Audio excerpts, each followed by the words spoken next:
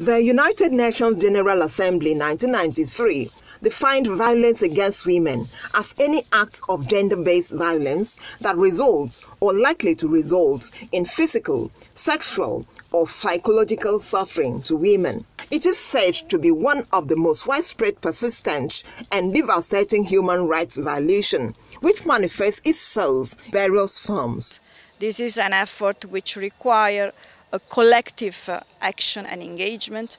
This is something that requires actions at different levels, which requires a multidimensional and comprehensive approach, from the legal approach to the judicial response to awareness, and all of these parts, all of these components of these efforts must be there.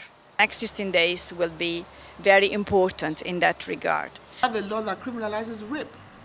So, for instance, you're raped, you can get justice, and that person is going to maybe like 14 years imprisonment, and then the person is supposed to even pay a fine of damages to you, the victim. Those whose rights are being violated should be encouraged to speak out. If they are able to speak out, those who are oppressing them or violating them will be taking caution, because they now know that anything they do in secret will be brought to open. The day is therefore to further amplify voices of victims, bring them together to speak out in a bid to ending the menace. This is something that is within us. We have to tell ourselves the truth, and we have to solve these problems by ourselves, especially among women and children.